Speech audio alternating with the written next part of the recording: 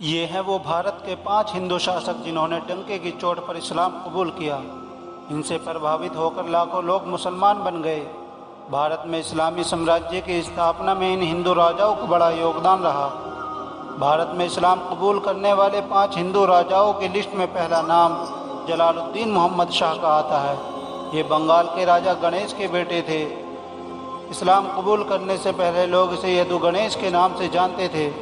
जलालुद्दीन मोहम्मद शाह को आज बंगाल का ताकतवर हुक्मरान माना जाता है। जलालुद्दीन मोहम्मद शाह ने न सिर्फ इस्लाम कबूल किया बल्कि बड़े पैमाने पर मस्जिदों और मदरसों का निर्माण करवाया। उसकी दौरे हुकूमत में बंगाल की सरहदें बर्मा तक फैल गई थी। उसी की दौरे हुकूमत में इस्लामी लिटरेचर का बंगाली भाषा में अनुवाद किया गया था। जलालुद्दीन मोहम्मद शाह पहला हुक्मरान था कि जिसने मक्का और मदीना में बंगाली मदरसे की स्थापना की। उसकी दौरे हुकूमत में बंगाल भारत का सबसे अमीर राज्य बन गया था। यूनान, मिस्र और चाइना से लोग उसकी सल्तनत को देखने के लिए आते थे। बंगाल में सिक्कों पर इस्लामिक कलमा जलालुद्दीन मोहम्मद शाह ने ही लिखवाया था। भारत में इस्लाम कबूल करने वाले 5 हिंदू राजाओं की लिस्ट में दूसरा नाम मुर्शिद कुली खान का आता है। ये बंगाल के सबसे पहले नवाब थे। इन्होंने बंगाल पर 10 सालों तक हुकूमत की। ये मुग़ल सल्तनत के सबसे बड़े सहयोगी में से थे। भारत की सबसे बड़ी कारवासराय का निर्माण मुर्शिद कुली खान ने ही करवाया था। आपको शायद ये जानकर हैरानी भी होगी, मुर्शिद कुली खान का नाम असल नाम सूर्य नारायण मिश्र था। इन्होंने कई सालों तक औरंगज़ेब के साथ मिलकर काम करवाया था। औरंगज़ेब ने ही सबसे पहले इन्हें बंगाल का दीवान बनाया था। 1670 ईस्वी में जन्मे मुर्शिद कुली खान अपने वक्त के सबसे ताकतवर नवाब माने जाते थे। उनकी दौरे हुकूमत में बंगाल की सरहदें असम से लेकर ढाका और बिहार तक फैल गई थी। औरंगज़ेब ने मुर्शिद कुली खान के नाम पर मुर्शिदाबाद के शहर का नाम रखा था। यह अपने वक्त का सबसे आधुनिक शहर था। मुर्शिदाबाद में कोई घर ऐसा नहीं था कि जिस घर में लाइब्रेरी मौजूद ना हो। भारत में इस्लाम कबूल करने वाले 5 हिंदू राजाओं की लिस्ट में तीसरा नाम चेरामुन पेरामुल का आता है। इन्होंने भारत की सबसे पहली मस्जिद की बुनियाद रखी थी।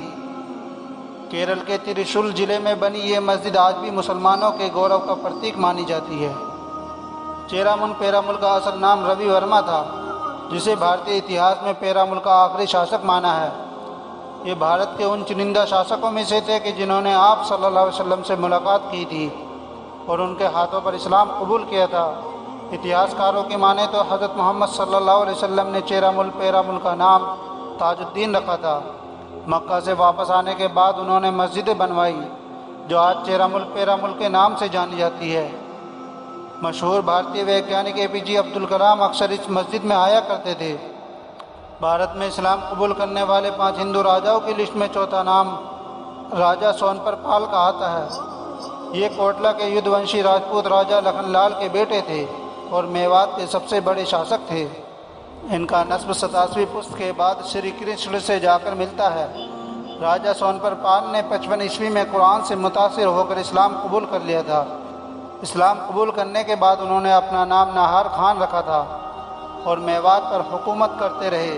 राजा सोनपर पाल ने फिरोज शाह के साथ मिलकर भारत में इस्लाम फैलाने में इन्होंने बड़ा किरदार अदा किया। उसने भारत में बहुत सी मस्जिदों और मदरसों की स्थापना की। नूह के मशहूर कोटला किले का निर्माण राजा नाहर खान ने ही करवाया था।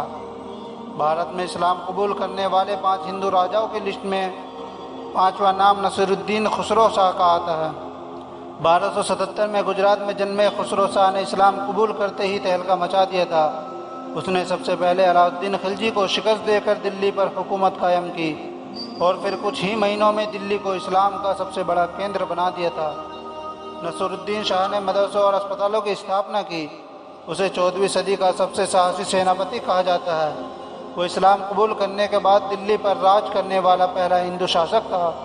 भारत में इस्लाम फैलाने में इन हिंदू राजाओं का बहुत बड़ा योगदान रहा। आपने किस शासक को ज़्यादा पसंद किया, कमेंट करके ज़रूर बताएं। वीडियो पसंद आए तो लाइक, शेयर और हमारे चैनल को सब्सक्राइब करना ना भूलिएगा। फिर मिलते एक नई वीडियो के साथ, तब तक के लिए खुदा हाफिज़।